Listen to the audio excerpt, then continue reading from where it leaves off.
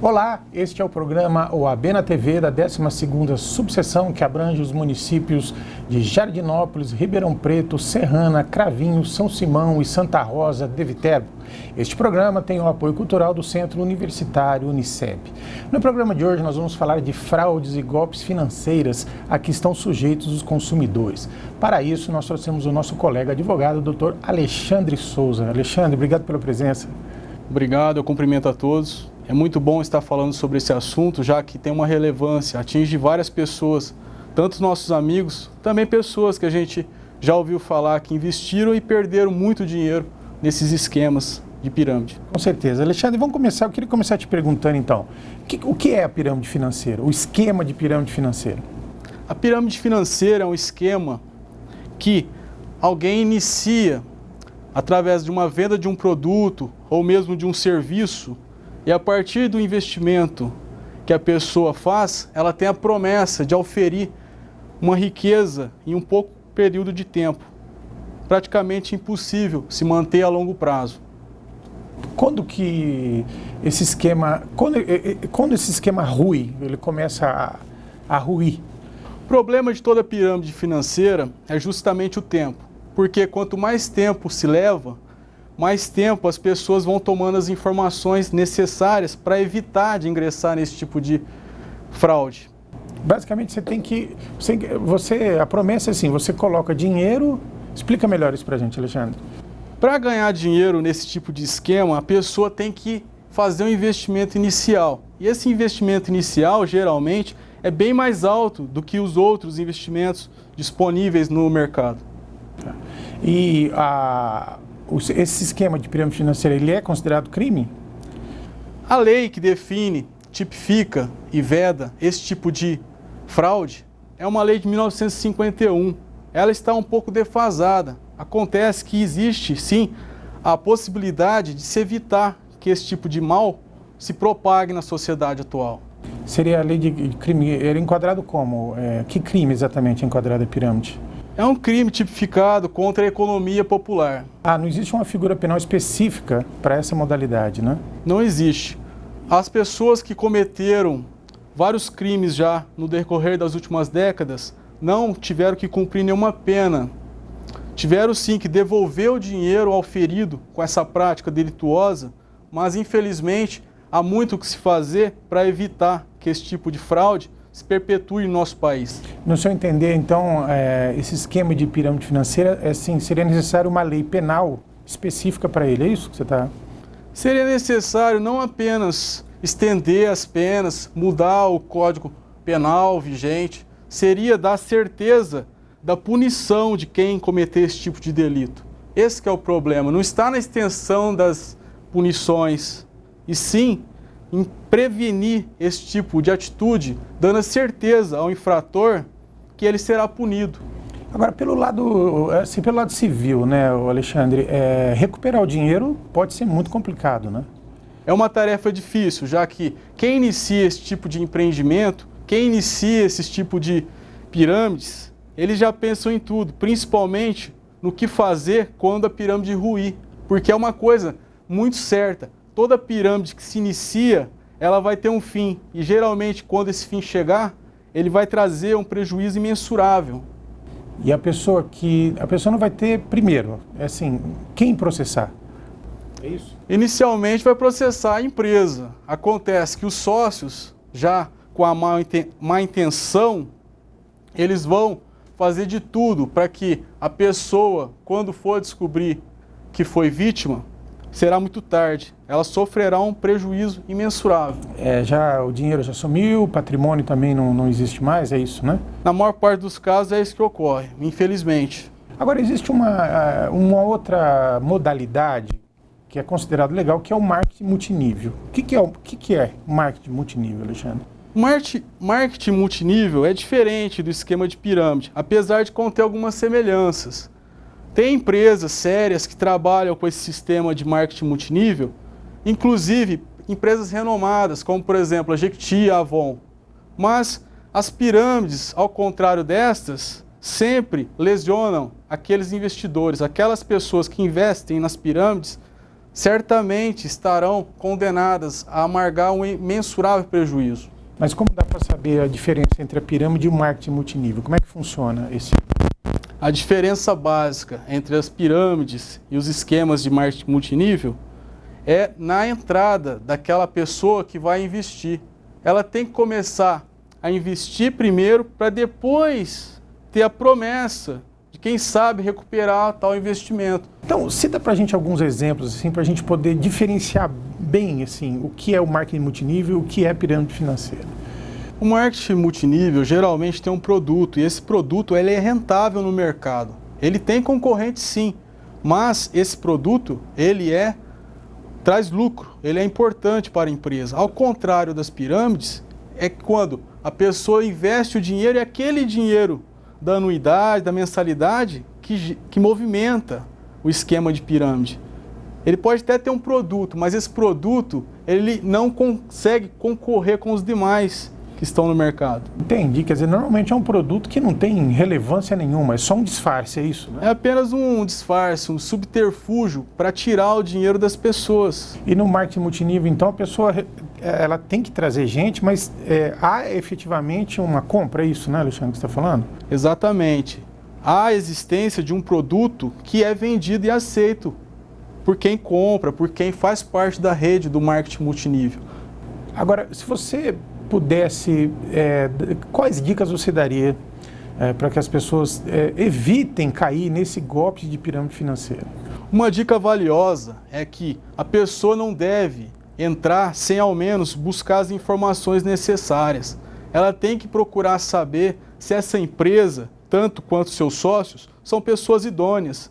Então é necessário também a pessoa verificar o CNPJ da empresa, verificar os sites de reclamação dos consumidores, visando o quê? Antes de ingressar, ter certeza que essa empresa vale a pena investir, sob pena de experimentar um imenso prejuízo no final da situação. Quer dizer, se a proposta for feita para uma pessoa física, é bom tomar cuidado, né? Se for feito por uma pessoa física, o cuidado deve ser maior ainda, porque não falta na sociedade pessoas com a intenção de oferir dinheiro da forma mais rápida, da forma mais abusiva. Então, todo cuidado é pouco. É essa a minha recomendação. Essa promessa de dinheiro fácil, a gente sempre tem que desconfiar, né, Alexandre? Certamente. Milagre, né? Não existe milagre, dinheiro não cai do céu. A coisa mais difícil na vida é a gente ganhar dinheiro.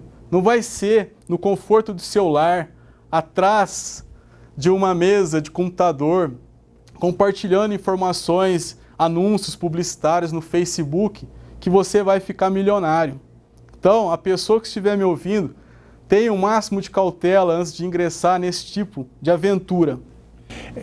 Alguns casos que ficaram famosos, né, de pirâmide financeira, não vamos citar nome aqui, né, mas já conseguiu-se recuperar o dinheiro ou, na maioria dos casos, é prejuízo mesmo, Alexandre? Há informações de que desde a década de 20 sempre existiram essas empresas de pirâmide. É o chamado esquema Ponzi, não é isso? É um americano que inventou esse esquema, né? Exatamente, é um ítalo-americano que viveu no século 20, mais precisamente na década de 20, 1920 a 1930. Essa pessoa inventou um método que garantia às pessoas ganhos exponenciais. O sistema binário, onde cada vez que você convida um amigo ou uma amiga a ingressar nesse esquema, você vai ter um ganho. Mas com o tempo, como todas as outras pirâmides, a pessoa vai perceber que entrou numa fria. Ela vai sofrer um prejuízo incalculável. Por quê? Aquelas pessoas que iniciaram o esquema vão ganhar muito dinheiro. Agora, aquelas que estão ingressando, estão na base dessa pirâmide, sem dúvida nenhuma, vão amargurar um imenso prejuízo. Então, Eduardo, reiterando esse assunto de como se prevenir antes de ingressar nesses esquemas de pirâmide, é necessário toda a cautela. A pessoa que investir o seu dinheiro deve se atentar a todas as informações referentes à empresa que está ofertando esse tipo de serviço, esse tipo de vantagem. A Justiça já conseguiu bloquear algum valor num desses casos famosos que teve aí? Sim. Existem no Brasil casos emblemáticos, onde a justiça atuou de forma firme, conseguiu bloquear toda a movimentação financeira dessas empresas e possivelmente o prejuízo vai ser menor do que seria se acaso nada tivesse sido feito. Outro golpe comum é o chamado golpe da notificação judicial. Explica pra gente. Infelizmente, nós sabemos que as informações elas existem, estão aí espalhadas. Acontece que a informação não significa conhecimento. A pessoa tem que buscar, através da informação, se munir de toda a precaução para não cair em nenhum golpe que é ofertado no dia a dia. Um dos exemplos mais atuais é o golpe da notificação. A pessoa recebe lá uma intimação fictícia pelo correio com os dados referente a um processo que, em grande parte, é inexistente, mas com a promessa de que ela vai ganhar um dinheiro. Para isso, ela tem que efetuar um depósito referente às custas judiciais. Primeiramente, eu gostaria aqui de informar que quem ganha o processo não tem que arcar com as custas judiciais, e sim a parte vencida. Desta forma, é importante a pessoa ter certeza antes de depositar em tal conta, que geralmente vem lá para se efetivar um depósito, para depois ganhar uma fortuna. Em média, eles estão oferecendo aí um depósito de R$5.000 para você oferir 60 mil, 50 mil reais. É um verdadeiro absurdo. Mas, infelizmente, temos a informação de que muita gente vem caindo nesse tipo de golpe. Então é importante um espaço como esse para informar o maior número de pessoas a respeito dessas fraudes que estão se perpetrando na internet, no dia a dia, conhecendo, inclusive, várias vítimas, até mesmo pessoas esclarecidas, mas que, no final das contas, vai contabilizar apenas mais uma vítima. Bom, nós vamos para um rápido intervalo e, na sequência, nós vamos continuar com esse assunto. Nós vamos destrinchar um pouco mais essa questão da notificação, do golpe da notificação judicial, porque esse realmente é uma coisa muito séria, que envolve uma série de questões, né? Nós já voltamos.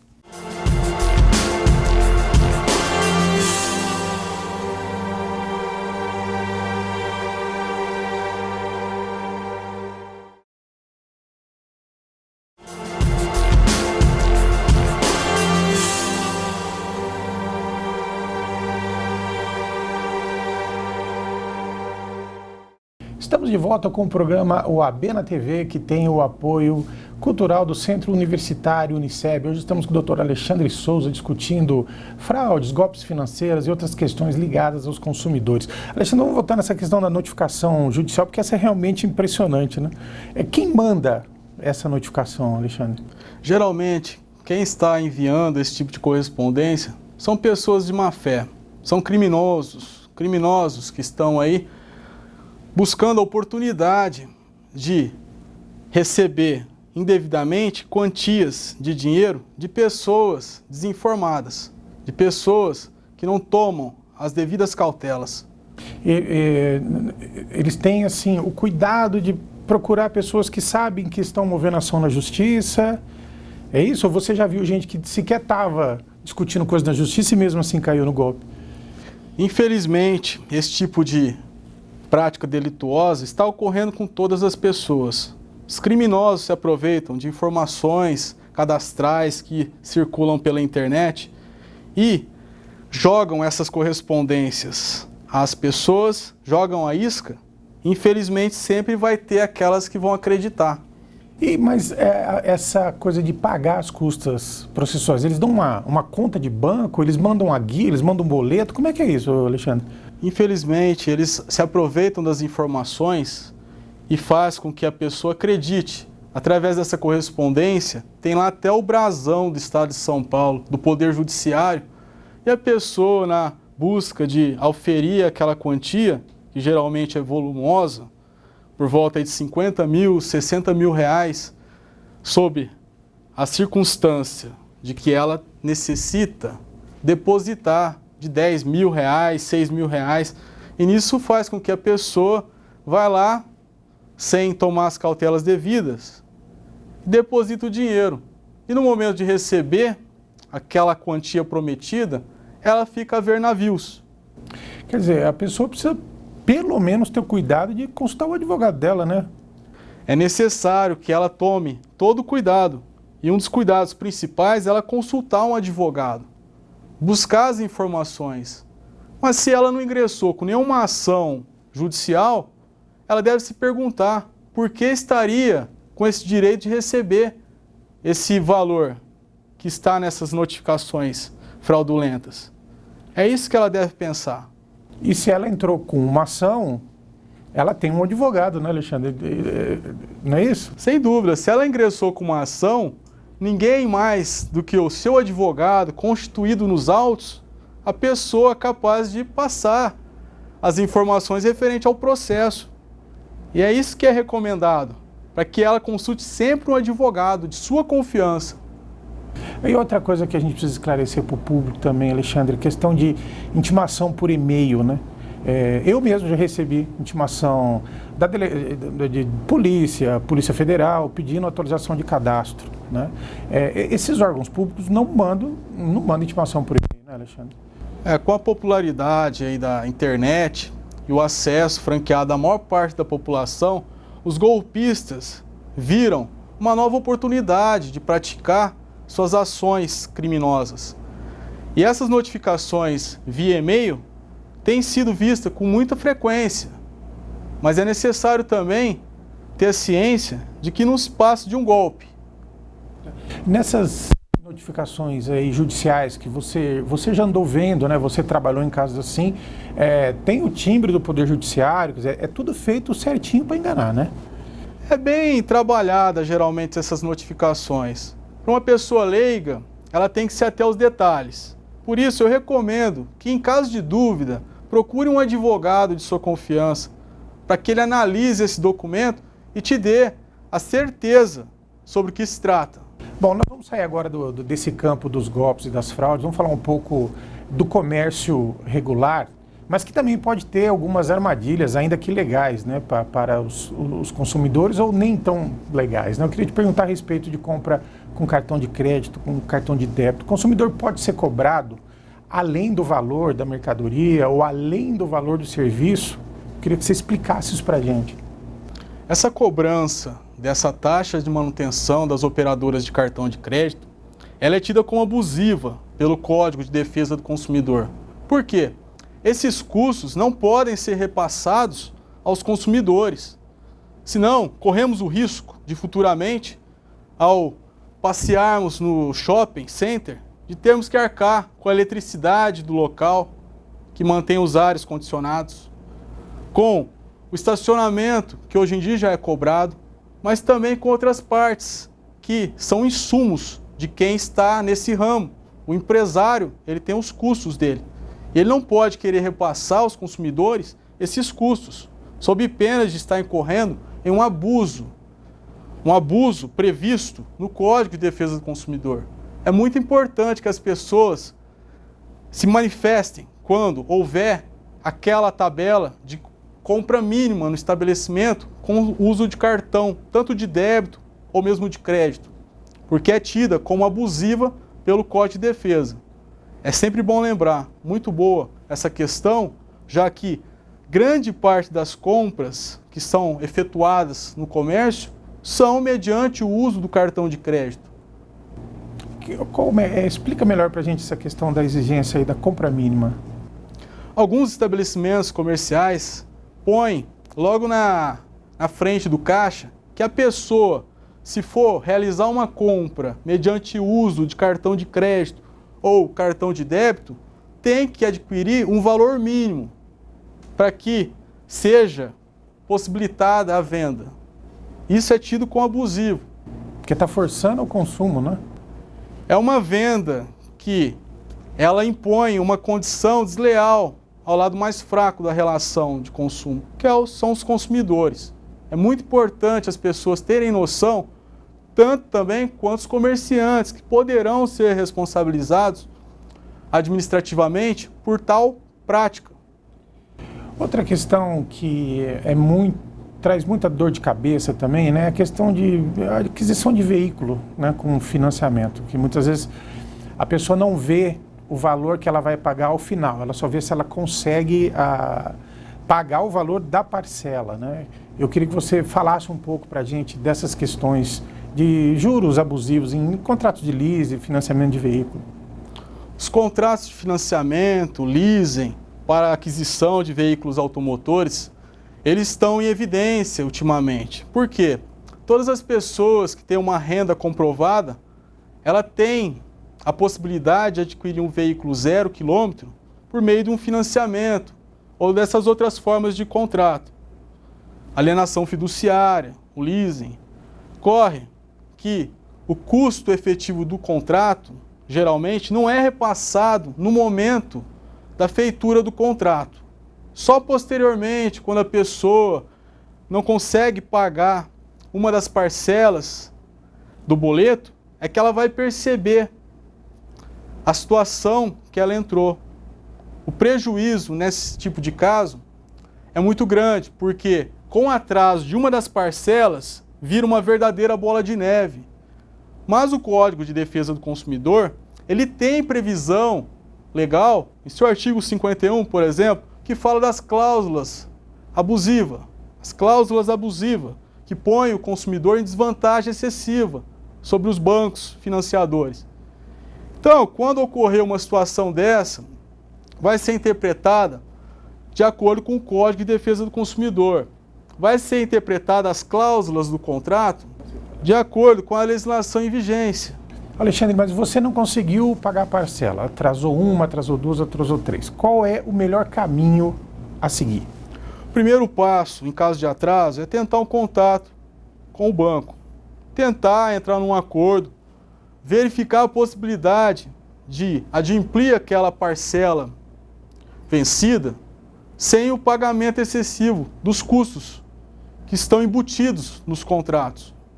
Por isso, se não tiver uma solução via amigável, eu recomendo que essa pessoa procure um advogado que vai analisar todo o contrato e vai dar a possibilidade de resolver esse problema de uma forma satisfatória. Ao analisar toda a documentação referente a esse contrato, vai ingressar com uma ação judicial, revisional, para que seja interpretada as cláusulas do contrato de modo a reduzir os juros, os custos aplicados em razão do atraso. Esse é o caminho mais prático e indicado a todas as pessoas que têm dívidas com instituições financeiras na aquisição desses veículos automotores. Não cabe mais prisão, né, Alexandre? Não cabe mais prisão civil para esse tipo de caso. Porém, existe a possibilidade do carro ser apreendido. O banco, certamente, com seus advogados, irá ingressar com uma ação de busca e apreensão. A pessoa, sem dúvida nenhuma, vai perder esse veículo. Então, esse caminho da ação revisional é até para evitar, né, uma busca e apreensão e perder o bem, né? Exatamente. Com esse caminho que o advogado vai apresentar ao seu cliente, essa pessoa que está endividada, um problema com o banco, vai trazer a possibilidade dela permanecer com o veículo, na maior parte das vezes, e poder discutir cláusula por cláusula na justiça estadual. Interessante, Alexandre, isso que você falou, né? Porque depois que caiu a possibilidade de prisão civil por dívida, né? Por conta do Pacto de São José de Costa Rica, tem muita gente que pensa que não cabe mais prisão, né? Não vai acontecer nada, né? Infelizmente, as pessoas elas têm as informações de maneira difusa pelas redes sociais, pela internet, e esquecem que os bancos estão aí há muitos anos. Eles nunca perdem. Pode ter certeza disso. Não é tão fácil ficar no lucro quando a relação discutida é com o banco. Pode ter certeza disso. Pode até não ir preso, mas o carro se perde, né? A pessoa não vai para a cadeia, mas o carro vai para um pátio, vai para leilão. Importante isso que você falou, Alexandre, a pessoa buscar uma solução amigável ou então recorrer ao judiciário, né? Sem dúvida. O judiciário está aí, a legislação também. É muito importante que a pessoa saiba de seus direitos e corra atrás deles.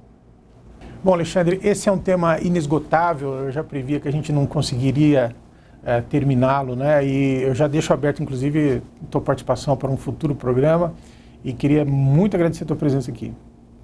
Eu que agradeço, obrigado a todos. E nós queremos aqui recomendar a todas as pessoas que estão nos assistindo para que busquem o máximo de informação antes de investir o seu dinheiro em qualquer negócio. Busque saber sempre sobre a pessoa com quem você vai se relacionar, contratar, porque não falta no mundo pessoas espertas querendo tirar vantagem sobre as pessoas desinformadas.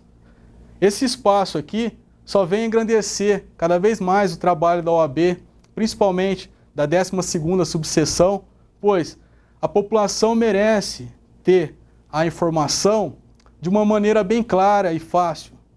E ninguém melhor do que os advogados que conhecem as leis para passar esse tipo de informação, evitando que as pessoas experimentem amarguras desnecessárias. Eu te parabenizo também pelo seu trabalho, você tem feito uma coisa muito bacana nas redes sociais de alertar a população desses tipos de fraudes, assim, parabéns mesmo pelo teu trabalho, tá? Muito, muito bacana mesmo, assim, inestimável o serviço que você está prestando. Este foi o programa OAB na TV da 12ª subseção, com o apoio cultural do Centro Universitário Uniceb. Muito obrigado pela audiência, semana que vem nós estaremos de volta.